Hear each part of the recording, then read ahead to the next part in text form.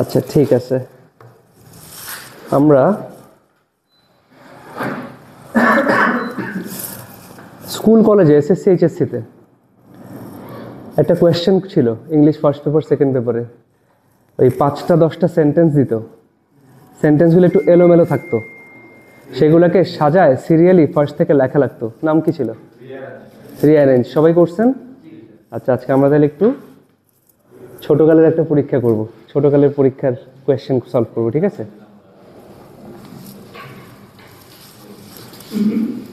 মনে আছে ওই যে রিঅ্যারেঞ্জটা? আমরা কি করতাম, প্রথম সেন্টেন্স থেকে প্রত্যেকটা সেন্টেন্স সিরিয়ালি সাজাইতাম। যে কাজটা করতাম না এক্স্যাক্টলি ওইটাই আমরা করবো পিটিইতে। নাম হচ্ছে, কোয়েশ্চেনের নাম কি? Reorder paragraphs. আচ্ছা, তার মানে আমাদের কয়েকটা প্যারাগ্রাফকে রিঅর্ডার করতে হবে, অর্ডারে সাজাতে হবে। আচ্ছা, আমরা একটু দেখি যে কোয়েশ্চেনটার। হ্যাঁ হ্যাঁ, একই জিনিস, একই জিনিস। না, কোনো প্যারাফ্রেজিং নেই, কিচ্ছু নেই, কিচ্ছু নেই। আমি একটু দেখাই দিচ্ছি আপনাদেরকে। সবাই খাতা কলম নিয়েছেন? আচ্ছা, একটু ওনাকে একটা পেজ দেন, কেউ ফ্রেন্ডরা একটা পেজ দেন। কলম লাগলে একটু কাইন্ডলি আপনি একটা ইয়াতে গিয়ে বলেন যে আমাকে একটা কলম দিতে, অফিস থেকে বলেন একটা কলম দিয়ে আসতে আপনাকে। তুমি নিয়ে আসতেছো? আচ্ছা ঠিক আছে, আচ্ছা কলম আছে, ঠিক আছে।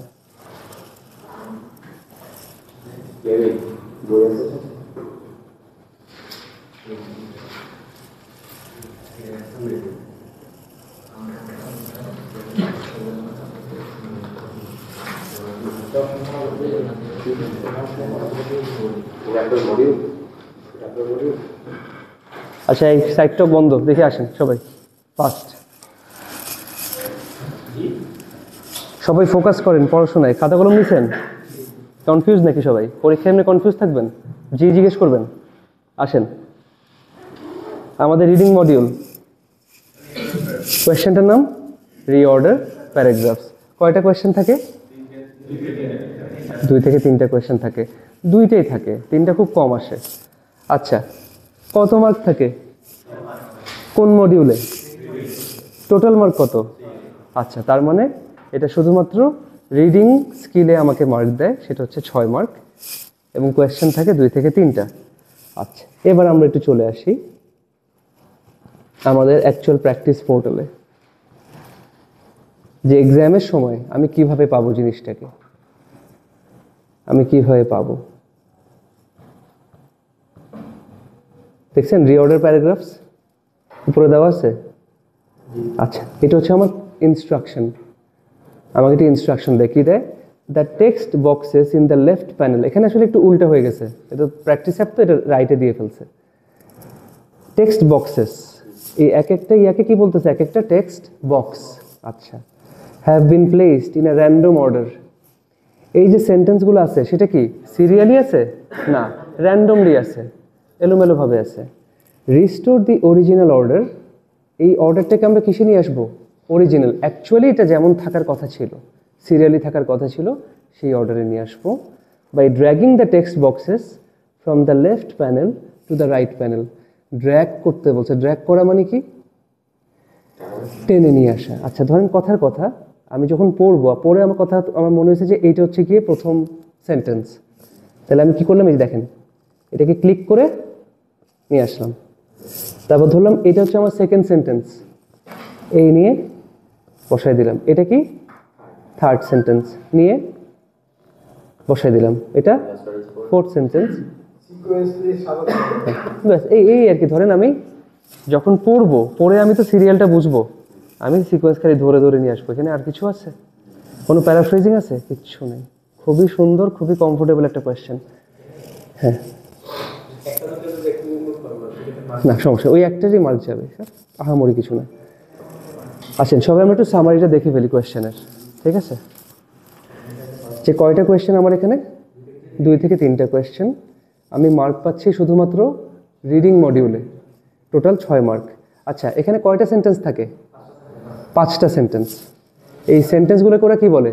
প্যারাগ্রাফ বলে। আসলে এগুলো প্যারাগ্রাফ না, প্রত্যেকটা একটা করে সেন্টেন্স। একটা সেন্টেন্স তার প্যারাগ্রাফ না, কোয়েশ্চেনের নাম রিঅর্ডার প্যারাগ্রাফ। আচ্ছা, 5টা সেন্টেন্স র্যান্ডম অর্ডারে থাকে, এলোমেলোভাবে থাকে। আমার কাজ কি? এটাকে সিরিয়ালি প্রথম থেকে কারেক্ট অর্ডারে সাজানো। ফার্স্ট সেন্টেন্স, তারপর সেকেন্ড, তারপর থার্ড। এই যে আমি লিখছি, সবার আগে কি ফার্স্ট সেন্টেন্সটাকে আমি বসাবো, তারপর সেকেন্ড, তারপর থার্ড, ফোর্থ, ফিফথ। আচ্ছা, একটা খুব ইম্পর্টেন্ট স্ট্র্যাটেজি আছে, খুব ইম্পর্টেন্ট স্ট্র্যাটেজি। আমি যদি শুরুটা ধরতে পারি, স্টার্টিংটা কি, তাহলে কি অটোমেটিক্যালি সিরিয়ালটা আমার সাথে মানে ট্র্যাক করা সহজ না? তাহলে ফার্স্ট সেন্টেন্সটা আইডেন্টিফাই করা হচ্ছে সবচেয়ে ইম্পর্টেন্ট। ফার্স্ট সেন্টেন্স যদি বের করতে পারি, অটোমেটিক্যালি সিরিয়াল ধরতে পারবো।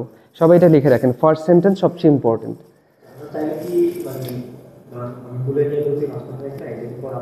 হ্যাঁ অবশ্যই, হ্যাঁ চেঞ্জ করতে পারবো, আমি দেখাই দিব, ওটাও দেখাই দিব। তাহলে আমার প্রথম কাজ হচ্ছে কি, আইডেন্টিফাই দ্য ফার্স্ট সেন্টেন্স। এখন ফার্স্ট সেন্টেন্স যে আইডেন্টিফাই করব, এই প্যারাগ্রাফের প্রথম সেন্টেন্স, সেটা কিভাবে আইডেন্টিফাই করব? কথার কথা, আমি একটা প্যারাগ্রাফ লিখতেছি, প্যারাগ্রাফটা লিখতেছি কিসের উপর? লিখতেছি স্মার্টফোনের উপর, স্মার্টফোনের উপর। তাহলে আমার টপিক কি? আমার প্যারাগ্রাফের প্রথম লাইনে তাহলে কি থাকবে?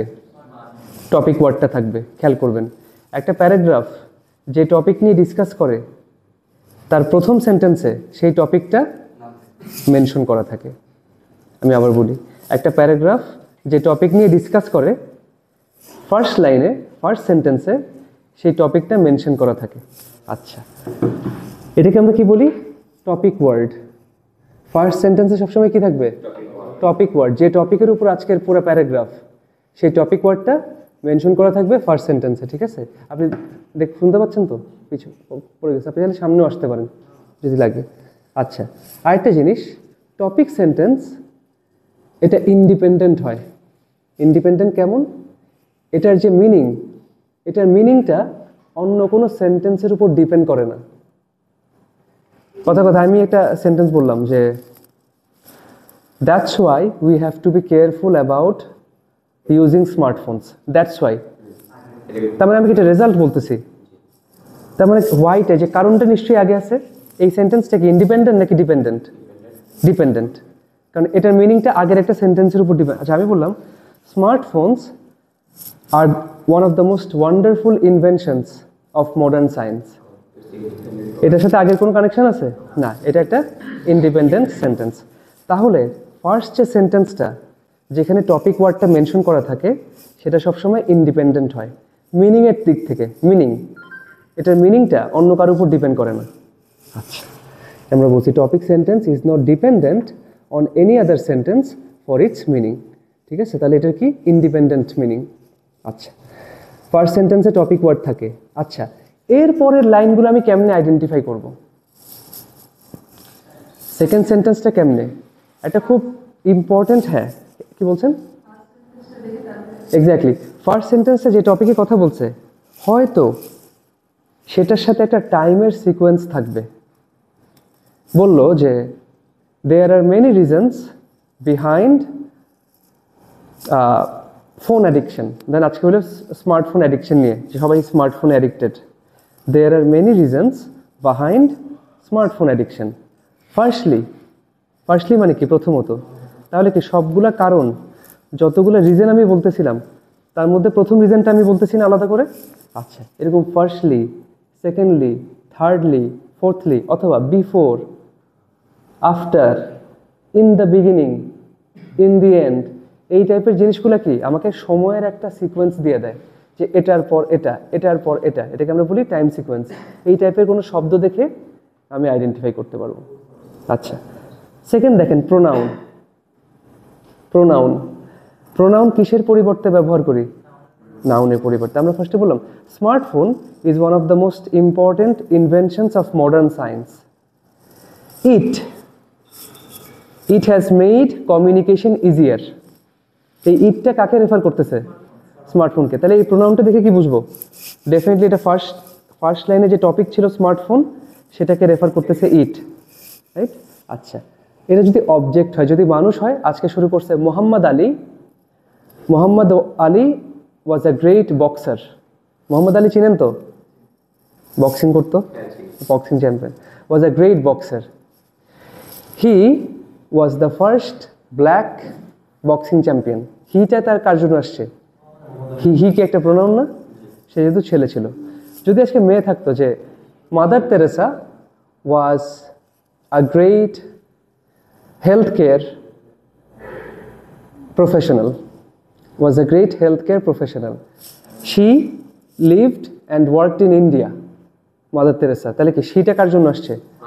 যেহেতু সে ফিমেল, তাহলে মানুষ হলে যদি ছেলে হয় হি, মেয়ে হয় শি, যদি তার কোনো কিছু বোঝায় হিজ, মেয়েটার হলে হার, তাকে কোনো কিছু দিচ্ছি হিম, মেয়েটাকে হলে হার, সে ছেলেটা নিজে নিজে করতেছে হিমসেলফ, একটা ফিমেল নিজে নিজে করতেছে হারসেলফ।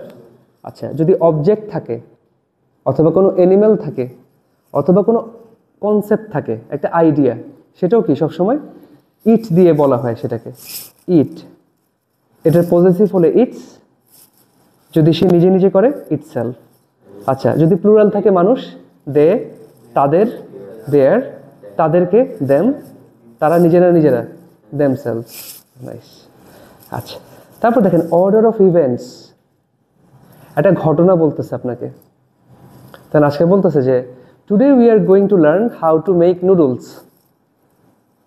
দেন সেকেন্ড লাইনে আপনাকে দেওয়া আছে কোয়েশ্চেনে যে now you can serve the noodles on a dish. এখন নুডলস কি আগেই ডিশে সার্ভ করতে পারবো? পরের লাইনে দেওয়া আছে take 3 eggs and 1 packet of noodles and mix them in a bowl। তাহলে অর্ডার অফ ইভেন্ট, আগে কি সার্ভিং করব নাকি আগে ডিম আর নুডলস মিশাবো? তাহলে কোন লাইনটা আগে আসার কথা? ডিম আর নুডলসেরটা। এইটা হচ্ছে অর্ডার অফ ইভেন্টস, একটা ইভেন্টের অর্ডার, কোন ঘটনার পর কোন ঘটনাটা হয় সেটা আমরা পরেই বুঝতে পারবো যে ভাই হ্যাঁ না এইটা তো ভাই আগে হয় না, আগে তো এইটা তারপরে এইটা, তাই না? আচ্ছা, টাইম রেফারেন্স কখনো সময় থাকতে পারে, যে একটা দেখলেন একটা বছর দিছে 1950, আরেকটা দিছে in the last century. Last century, century মানে কি? 100 বছর, মানে 100 বছর, মানে শতবর্ষ অথবা শতক। আচ্ছা, 1950 বড় নাকি শতবর্ষ বড়?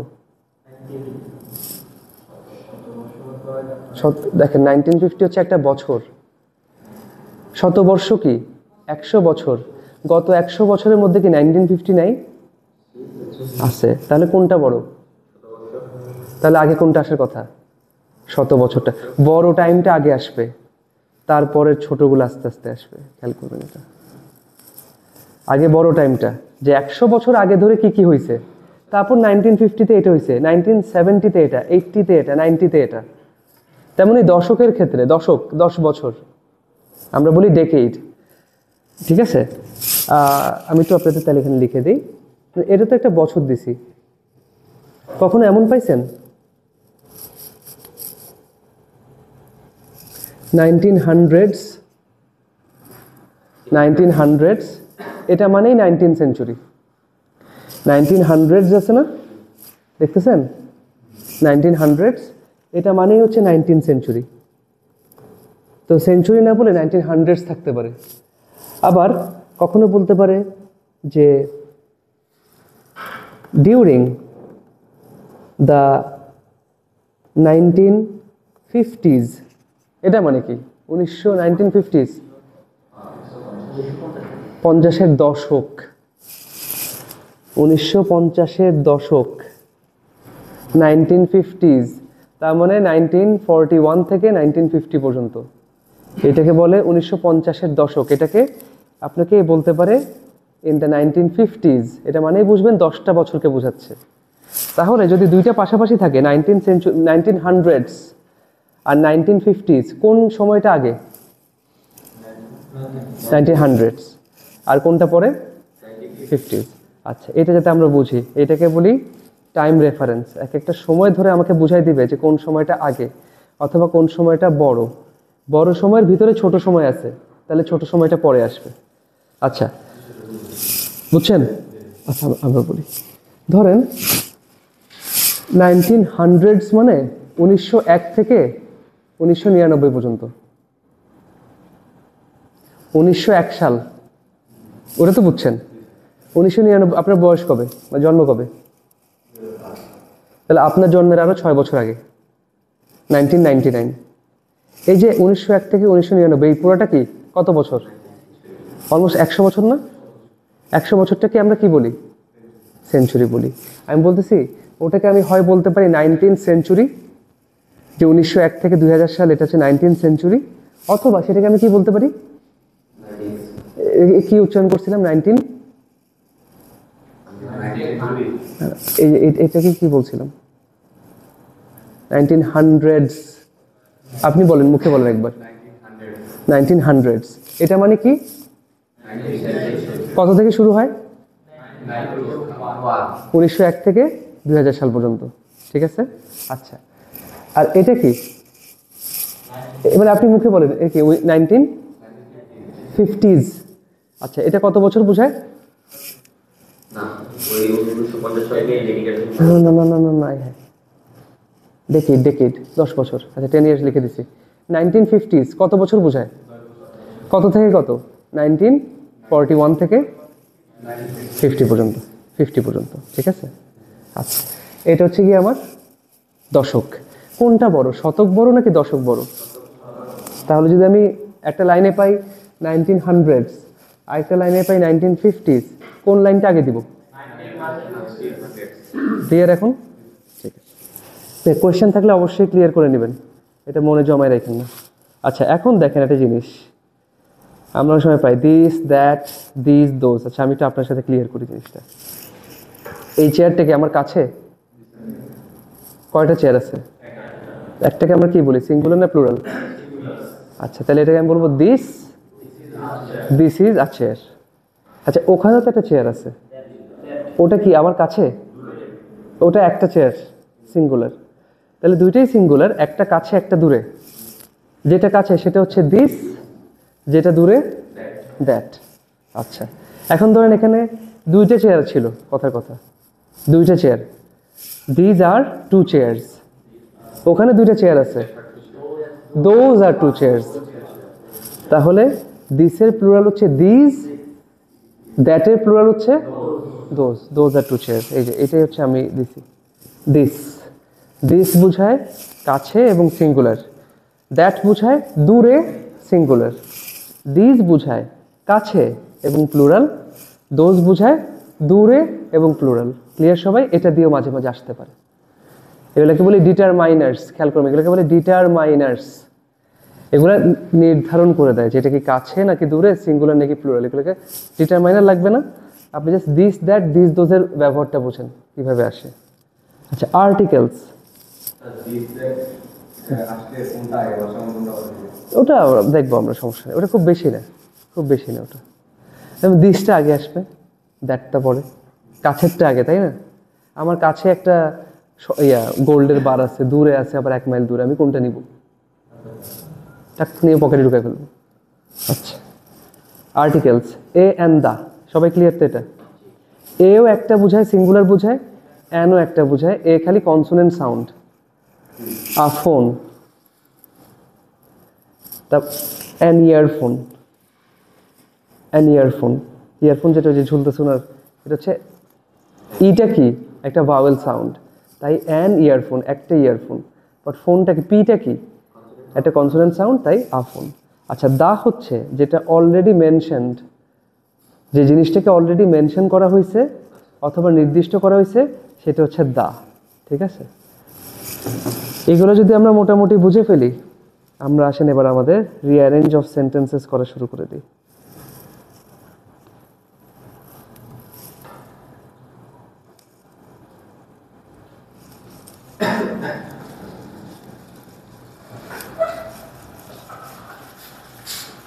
কি মনে হচ্ছে এমনিতে, কোয়েশ্চেনটা কি সহজ না কঠিন? একটু সহজই আছে, আসলে সহজ আছে একটু।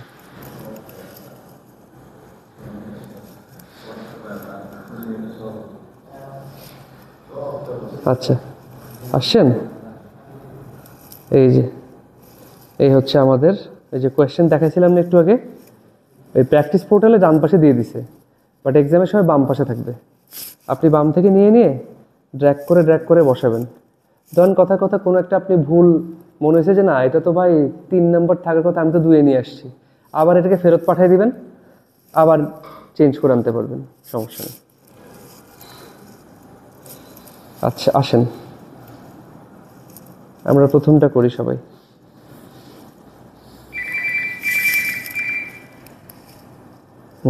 দেখি আপনারা সবাই দেখেন তো। প্রথম কাজ, টপিক সেন্টেন্সটা আইডেন্টিফাই করেন সবাই। টপিক সেন্টেন্স, ফার্স্ট সেন্টেন্সটা আইডেন্টিফাই করেন। হ্যালো হ্যালো,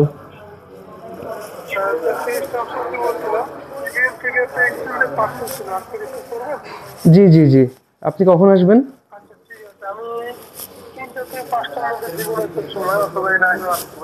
3টা থেকে 5টা না? আচ্ছা ঠিক আছে ঠিক আছে, 2টা থেকে 4টা, ঠিক আছে ঠিক আছে, ওকে। জি জি।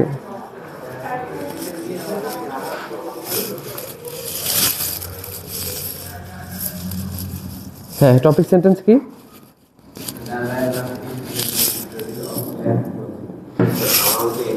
আচ্ছা আসেন পড়ি একটু সবাই মিলে। প্রথম লাইনটা কি বলছে? Clearly a number of factors have contributed to its remarkable appearance. A number of factors, অনেকগুলো ফ্যাক্টর কন্ট্রিবিউট করছে কিসের জন্য? টু ইটস রিমার্কেবল অ্যাপিয়ারেন্স, এটা যে এত সুন্দর, এটার অ্যাপিয়ারেন্স যে এত সুন্দর, রিমার্কেবল, তার পিছনে ইটস কি? এটা প্রোনাউন, নাউন ছাড়া প্রোনাউন পাবো? তাহলে এটা কি ফার্স্ট সেন্টেন্স? দ্য রেজাল্ট, এটা কি ফার্স্ট সেন্টেন্স? ফার্স্ট সেন্টেন্সের রেজাল্ট বলে কখনো? কিসের ফলাফল এটা? আচ্ছা, experts who have analyse the rock formation say that historically it goes back, আবার একটা প্রোনাউন, আবার একটা প্রোনাউন, এটা হবে? Anyone who has ever visited the grand canyon, যে কেউ একবার গ্র্যান্ড ক্যানিয়ন ভিজিট করছে, will agree that it is one of the most incredible sites in the world. যে কেউ একবার গ্র্যান্ড ক্যানিয়ন ভিজিট করছে সে বলবে যে এটা পৃথিবীর সবচেয়ে সুন্দর জায়গাগুলোর মধ্যে একটা। কি ফার্স্ট নাকি না? হ্যাঁ কেন? ফার্স্ট সেন্টেন্স হওয়ার জন্য কি লাগে? টপিকটা কি? গ্র্যান্ড ক্যানিয়ন, সাবাস। যে কেউ একবার গ্র্যান্ড ক্যানিয়ন ভিজিট করতে গেছে, উইল অ্যাগ্রি, সে অ্যাগ্রি করবে যে it is one of the most incredible sites in the world, এটা পৃথিবীর সবচেয়ে সুন্দর জায়গাগুলোর মধ্যে একটা। গ্র্যান্ড ক্যানিয়ন কেউ দেখছেন? হ্যাঁ, গ্র্যান্ড ক্যানিয়ন আমেরিকাতে একটা স্টেট আছে অ্যারিজোনা। হ্যাঁ, এই যে দেখছেন, এটা দেখছেন আপনারা? সিনেমা টিনেমায় দেখা যায়, হ্যাঁ ওয়ালপেপারও আসে গ্র্যান্ড ক্যানিয়ন। এই তো, যে কেউ একবার এখানে গেছে সে বলবে যে ভাই পৃথিবীর সবচেয়ে সুন্দর জায়গাগুলোর মধ্যে একটা। কেন? আচ্ছা আচ্ছা, তাহলে কি আমার এখানে কি ছিল ফার্স্ট সেন্টেন্সে? কেন ফার্স্ট সেন্টেন্স? টপিক ওয়ার্ড ছিল, সেটা কি? গ্র্যান্ড ক্যানিয়ন, এই জায়গাটার নাম ছিল। আচ্ছা, এই জায়গাটা নিয়েই তো কথা বলতেছে, বলছে it is one of the most incredible sites in the world, পৃথিবীর সবচেয়ে সুন্দর জায়গাগুলোর মধ্যে একটা, তাই না? আচ্ছা, সেকেন্ড লাইন এখন দেখেন। প্রথম লাইনে কি বলছে? সবচেয়ে সুন্দর জায়গাগুলোর মধ্যে একটা, এর সৌন্দর্যের কথা বলছে। সেকেন্ড লাইনটাও কি এই সৌন্দর্যের একটা রেফারেন্স থাকতে পারে, সেটা কোনটা হইতে পারে? কোনটা? কি? Geological processes that have taken place since then, geological processes, যেসব ভূতাত্ত্বিক প্রক্রিয়া, that have taken place since then, তখন থেকে যেসব প্রসেস হয়ে আসতেছে, তখন থেকে, সিন্স দেন, একটা টাইম লাগবে, টাইম কই? টাইম তো নাই, এটা হচ্ছে না। সি হবে, experts who have analyse the rock formation say that historically it goes back to 2 billion years. হইতে পারে, হইতে পারে, বাট প্রথম লাইনে বলছে one of the most incredible sites, সবচেয়ে দর্শনীয় জায়গাগুলোর মধ্যে একটা, দেখার মতন একটা জায়গা। এই জায়গার একটা রহস্য আসতে পারে, জায়গার পিছনে কি কি কারণ ছিল।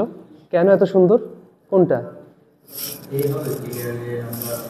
ক্লিয়ারলি মানে এটা দেখেন, এই যে রিমার্কেবল অ্যাপিয়ারেন্স বলছে না, one of the most incredible sites, সবচেয়ে সুন্দর জায়গাগুলোর মধ্যে একটা। তো এখন এই সৌন্দর্যের রহস্য কি? সৌন্দর্যের রহস্য কি? আপনাদের সৌন্দর্যের রহস্য কি? লাকসাবান, লাইফ বয়, হ্যাঁ, তিব্বত কদুর তেল কি? আচ্ছা, তো এই তো আপনাদের একটা রহস্য আছে না, এক একটা, ওরও তো একটা রহস্য আছে। তো one of the most incredible sites, clearly a number of factors, অনেকগুলো ফ্যাক্টরস হ্যাভ কন্ট্রিবিউটেড, সেটা কন্ট্রিবিউট করছে বা ভূমিকা পালন করছে টু ইটস রিমার্কেবল অ্যাপিয়ারেন্স। এর যে এত সুন্দর, এর অ্যাপিয়ারেন্স যে এত সুন্দর, তার পিছনে বেশ কয়েকটা ফ্যাক্টর ছিল। বুঝছেন?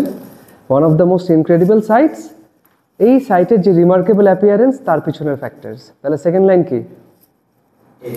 পেয়ে গেছি। সেটার রেফারেন্স ছিল হচ্ছে প্রথম লাইনেই, যে সবচেয়ে ইনক্রেডিবল সাইট, সুন্দর জায়গা। এই সুন্দরের রহস্য হচ্ছে বেশ কিছু ফ্যাক্টর ছিল। আচ্ছা, থার্ডটা কে বলতে পারবেন দেখি? এখন ফ্যাক্টর লাগবে একটা, ফ্যাক্টর। সাবাস, সাবাস, very good. Experts who have analyse the rock formations, যারা এটার পাথরের যে ফর্ম, দেখেন না সব পাথর, কিন্তু এই যে লাল লাল দেখতে, লাল মাটির মতো, এগুলো সব পাথর। এই রকের পাথরের ফরমেশন, পাথরের গঠনগুলা অ্যানালাইজ করছে কে? এক্সপার্টস।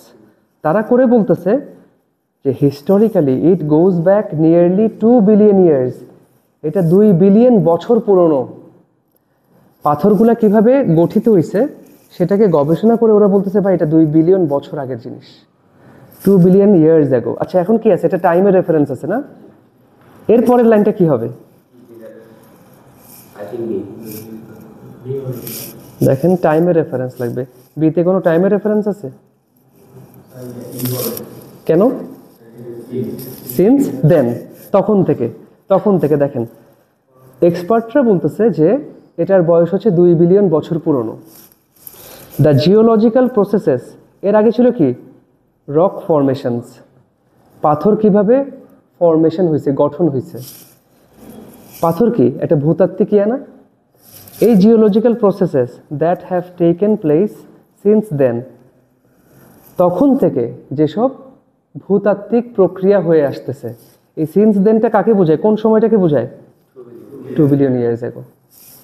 আচ্ছা, তাহলে এই তখন থেকে যে প্রক্রিয়াগুলো হয়ে আসতেছে আর exposed for everyone to see, সেটা আমাদের সবার দেখার জন্য উন্মুক্ত। Not hidden beneath vegetation, vegetation মানে জঙ্গল। এই যে সুন্দর যে পাথরের এরিয়াগুলো, সেটা কোনো জঙ্গলের নিচে ঢাকা পড়ছে? কোনো জঙ্গলের নিচে ঢাকা পড়ে নেই। ওরা ফাস্ট ফ্লোয়িং ওয়াটার কোর্স, কোনো নদীর নিচে চাপা পড়ছে? না। তাহলে এটা সবার জন্য এক্সপোজড, সবাই দেখতে পায় এটাকে। এটা কোনো জঙ্গলের নিচে চাপা পড়ে যায় নাই, এটা কোনো পানির নিচে চাপা পড়ে যায় নাই, এটা সবার জন্য উন্মুক্ত, সবাই দেখতে পায় এটাকে। আচ্ছা, লাস্টের লাইনটা এই যে কি? কোয়ালিশনস, ইরোশনস। ল্যান্ড কোয়ালিশন মানে সংঘর্ষ, কোয়ালিশন মানে সংঘর্ষ। ধরেন ওই যে ভূমিকম্প হয় না, একটা মাটির পাহাড়ের সাথে আরেকটা পাহাড় করে কি, কারণ হাজার হাজার বছরের ভূমিকম্পে একটার সাথে বাড়ি খেয়ে খেয়ে ঢুকে যায় একটার সাথে একটা ভিতরে, এটা হচ্ছে কোয়ালিশন। ইরোশন মানে হচ্ছে ক্ষয়। তো বাড়ি খাইছে, ক্ষয় হয়েছে, বাড়ি খাইছে, ক্ষয় হয়েছে, হইতে হইতে এই আজকের চেহারায় আসছে। তাহলে এই রেজাল্ট হচ্ছে একটা সুন্দর স্টোরি অফ ল্যান্ড কোয়ালিশনস, ল্যান্ডের মধ্যে সংঘর্ষ হয়েছে এবং ইরোশন হয়েছে, ক্ষয় হয়েছে, and of rising and falling water levels. তার মানে একসময় এখানে হয়তো নদী ছিল, পানি ছিল, পানির লেভেল বাড়ছে, পানির লেভেল কমছে, এই পানি বাড়ছে কমছে, মাটি একটার সাথে আরেকটা বাড়ি খাইছে করে আজকের এই অবস্থায় আসছে। এটা কিন্তু একদিনে হয় নাই, ওরা বলতেছে 2 বিলিয়ন বছর ধরে হয়েছে জিনিসটা। স্টোরিটা পরে বুঝছেন? তা দেখেন, একবার ফার্স্ট থেকে একবার মিলাই নেন যে anyone who has ever visited the grand canyon will agree that it is one of the most incredible sites in the world. যেই একবার গ্র্যান্ড ক্যানিয়ন গেছে সে বলবে এটা পৃথিবীর সবচেয়ে সুন্দর জায়গাগুলোর একটা। Clearly a number of factors have contributed to its remarkable appearance. এর যে সুন্দর অ্যাপিয়ারেন্স, তার পিছনে বেশ কয়েকটা ফ্যাক্টর ছিল। Experts who have analyse the rock formations, যে এক্সপার্টরা পাথরের ফরমেশন অ্যানালাইজ করছেন, সেই that historically it goes back nearly 2 billion years, এর বয়স 2 বিলিয়ন বছর পুরনো। The geological processes that have taken place since then, তখন থেকে যেসব জিওলজিক্যাল প্রসেস হয়ে আসতেছে আর exposed for everyone to see, আমরা সবাই দেখতে পাই। নট হিডেন বিনিথ ভেজিটেশন, কোনো ভেজিটেশনের নিচে চাপা পড়ে নেই, or a fast flowing water course, কোনো দ্রুত বহমান পানির নিচেও চাপা পড়ে নেই। The result is a unique story of land coalitions and erosions and of rising and falling water levels. রেজাল্টটা হয়েছে কি, একটা সুন্দর আমরা মানে মাটিতে সংঘর্ষে বা ক্ষয়ের কারণে একটা যে জিনিসটা পাইছি, পানির লেভেল বাড়া কমার কারণে যে জিনিসটা পাইছি, এটা হচ্ছে রেজাল্ট। সবাই ক্লিয়ার? বুঝছেন? খুব কিন্তু কঠিন, একটু খেয়াল করবেন, হয়তো আপনাদের প্রথম ইয়ার একটু খেয়াল করবেন টাইমের সিকোয়েন্স, প্রোনাউনগুলা, একটা লাইনের সাথে আরেকটা লাইন সবসময় ডিপেন্ডেন্ট, খেয়াল করবেন। আমরা যে প্রথম লাইন থেকে সেকেন্ড লাইন গেছি, কানেকশন ছিল না? সেকেন্ড থেকে যে ফ্যাক্টরটা কি? রক ফরমেশন, সেটা আবার পাইছি। আচ্ছা, রক ফরমেশন থেকে আবার কি পাইছি? Geological process. তারপর 2 বিলিয়ন ইয়ার্স থেকে কি পাইছি? Since then. এই সব কিছুর পর কি লাস্টে রেজাল্টটা পাইছি। দেন সব কিন্তু পিটিতে আমাকে টোটাল একটা টাইম দিয়ে দেবে 30 মিনিটের। আমার এবার হচ্ছে আমি আমার মতন করে কোয়েশ্চেন সলভ করে করে পরেরটা আমি স্কিপ দিয়ে মানে পরের নেক্সট দিয়ে পরেরটায় চলে যাব।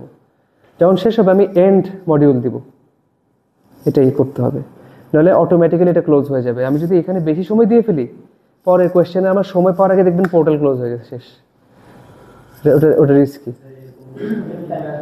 হ্যাঁ, দুইটা আসে বেশি, 2তে 6 মার্ক। হ্যাঁ, কোনো সমস্যা নেই, দিবেন, অ্যান্সার করবেনই। প্রথম লাইনটা তো বুঝতে পারবেন, আর কিছু না বুঝলেও।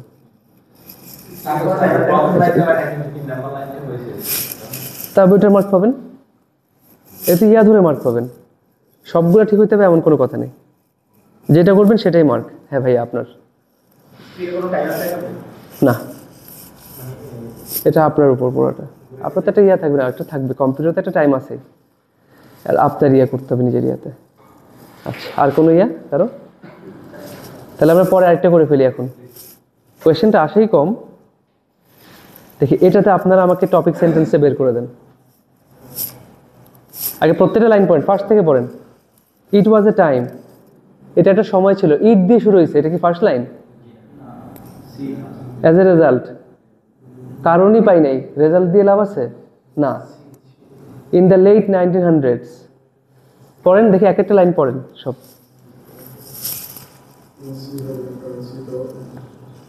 আমার খালি ফার্স্ট লাইনটা আগে লাগবে।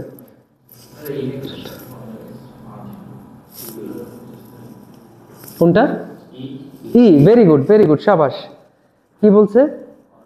Over the last half century. দেখেন একটা জিনিস আছে এখানে,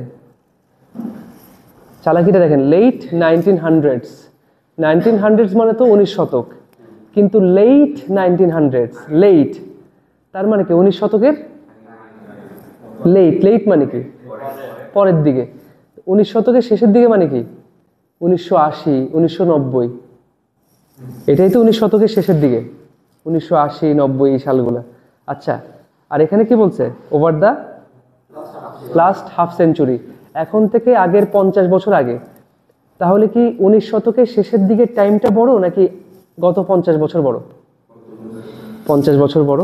আচ্ছা, over the last half century, গত 50 বছর ধরে organic farming has become a driving force in the world's food market.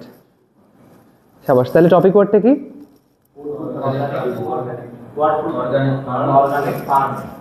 এই তো একটাতে থাকে না, অর্গানিক ফুড। আমি বলি কি অর্গানিক ফুড তো লেখেও না একসাথে, আলাদা লিখছে। Organic farming, very good. Topic word হচ্ছে অর্গানিক ফার্মিং। গত 50 বছর ধরে অর্গানিক ফার্মিং পৃথিবীর ফুড মার্কেটে একটা ড্রাইভিং ফোর্স হয়ে গেছে, মানে এটা ফুড মার্কেটে একটা বড় ভূমিকা পালন করতেছে অর্গানিক ফার্মিং। আচ্ছা, কোথায় পালন করতেছে? In the world's food market. আচ্ছা, এখন দেখি তো এই অর্গানিক ফার্মিং বা ওয়ার্ল্ড ফুড মার্কেট নিয়ে কোনো কথা বলছে, কোন সেকেন্ড লাইনটা কি?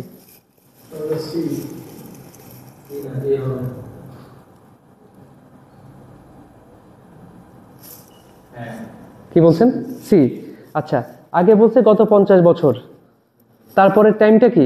এখন লেট 1900s, 80 সাল 90 সাল।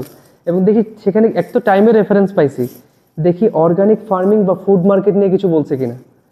ফুড ম্যানুফ্যাকচারার্স, আচ্ছা ফুড মার্কেটে মানে এই যে পৃথিবীতে যে খাবারের যে মার্কেটটা আছে সেখানে খাবার প্রস্তুত করে কারা? ফুড ম্যানুফ্যাকচারাররা। তাহলে ফুড মার্কেটে কাজ করে কারা? Food manufacturers. Were challenged by the organic community. যারা ফুড ম্যানুফ্যাকচারার, ধরেন এই যে প্রাণ গ্রুপ, আরএফএল গ্রুপ, যারা কি বানায় আটা, ময়দা, তারপর হলুদ গুঁড়া, মরিচ গুঁড়া, রসুন গুঁড়া, যা আছে তা সব রকমের খাবার, বিস্কিট টিস্কিট, এদেরকে চ্যালেঞ্জ করছে কারা? Organic community. টু এনশিওর, কি এনশিওর করার জন্য? ইনগ্রেডিয়েন্টস, হ্যাঁ, যে আপনারা এমন কিছু ইনগ্রেডিয়েন্টস বা উপাদান ব্যবহার করবেন যেটা ন্যাচারাল এবং হেলদি। আপনি খাবারটা এমনভাবেই তৈরি করবেন, এমন উপাদান দিয়ে যেটা ন্যাচারাল হবে এবং কি হবে? হেলদি হবে। আচ্ছা, তাহলে এটাই হচ্ছে অর্গানিক ফার্মিংয়ের মূল থিম, যে খাবারটা ন্যাচারাল এবং হেলদি হবে, ভালো উপাদান ইনগ্রেডিয়েন্ট দিয়ে তৈরি হবে। আচ্ছা, থার্ডটা কি হতে পারে? এখন এসে চ্যালেঞ্জ করছে। চিন্তা করেন, ফুড ম্যানুফ্যাকচারার দিকে গিয়ে ধরছি যে ভাই তোমাদের খাবারটা ন্যাচারাল এবং হেলদি হইতে হবে, তাহলে এটা নিয়ে এখন কাজ করবে কারা? না, চিন্তা করেন, আমি এসে ধরছি আপনার কোম্পানিকে, প্রাণ কোম্পানি, যে ভাই আমাকে ন্যাচারাল এবং হেলদি উপায়ে খাবার তৈরি করতে হবে, তাহলে এটা নিয়ে এখন কাজ করবে কারা? ম্যানেজাররা। Very good, it was a time, এটা একটা সময় ছিল। এবং দেখেন লেট 1900s, এটার সাথে রেফারেন্স আছে কি, যে হ্যাঁ সেই সময় এটা এমন একটা সময় ছিল যখন কি managers had to take a critical look. আমরা কি কোম্পানিকে ধরছি, বাট কোম্পানির দায়িত্বে কে আছে? ম্যানেজার বলছে ভাই আমার তো এখন সব ঠিক মতন করতে হবে। Managers had to take a critical look. তাদের খুব ক্রিটিক্যালভাবে দেখতে হয়েছে প্রত্যেকটা জিনিস, at every aspect of their production process. তাদের প্রোডাকশন প্রসেসের প্রত্যেকটা অ্যাসপেক্ট তাদেরকে ভালো মতন চেক করতে হয়েছে, ভাই সব ঠিক মতো হচ্ছে কিনা। And make improvements where necessary. যেখানে ইমপ্রুভমেন্ট করা লাগবে সেখানে তারা কি করছে? ইমপ্রুভ করছে। আমরা গিয়ে কোম্পানিকে ধরছি যে ভাই আমাদের খাবারটা ন্যাচারাল হইতে হবে, হেলদি হইতে হবে। ম্যানেজাররা দেখা শুরু করছে, ভাই আমাদের সব কিছু ঠিকঠাক আছে, যদি ঠিক না থাকে তাহলে ইমপ্রুভ করো। ঠিক আছে, আচ্ছা এরপরটা কি হবে? ডি, যে আচ্ছা ম্যানেজাররা এটা চেক করছে, বাট আদৌ কি সিস্টেমটা ঠিক মতন কাজ করতেছে? Weather this systems have been maintained, এই সিস্টেমগুলো কি আদৌ মেনটেন করা হচ্ছে কিনা সিমস কোয়েশ্চেনেবল। এটা নিয়ে কি আছে আমাদের মনে? সন্দেহ আছে, প্রশ্ন আছে, যে ভাই ম্যানেজাররা বলছে তারা দেখবে, কিন্তু আমাদেরও তো লোকজন বলে ঠিক মতন কাজ করবো স্যার, কোনো সমস্যা নেই, পরে যাই চেক করতে না, আসলে ঠিক মতন করতেছে না, ফাঁকিবাজি করতেছে। আচ্ছা, তো সিস্টেমগুলোকে ঠিক মতন মেনটেন করছে কিনা সেটা নিয়ে একটা প্রশ্ন আছে। Particularly as contracts depend so heavily on efficiency and quick sales. তাদের যতগুলা চুক্তি আছে এটা কিসের উপর ডিপেন্ড করে? যে ভাই তাড়াতাড়ি প্রোডাকশন করেন, তাড়াতাড়ি বিক্রি করেন, তাই না? একটা ফ্যাক্টরি কি আস্তে আস্তে কাজ করবে? ফ্যাক্টরি মানে ধুম ধারাক্কা কাজ কাম করে খালি প্রোডাকশন করবে আর বিক্রি করবে। যেহেতু প্রোডাকশনের চাপ আছে, বিক্রির চাপ আছে, তাহলে কি সিস্টেমগুলো ঠিক মতন মেনটেন করতে পারবে কিনা, এটা নিয়ে আমাদের মনে একটা প্রশ্ন আছে। ফাইনালি কি এজ এ রেজাল্ট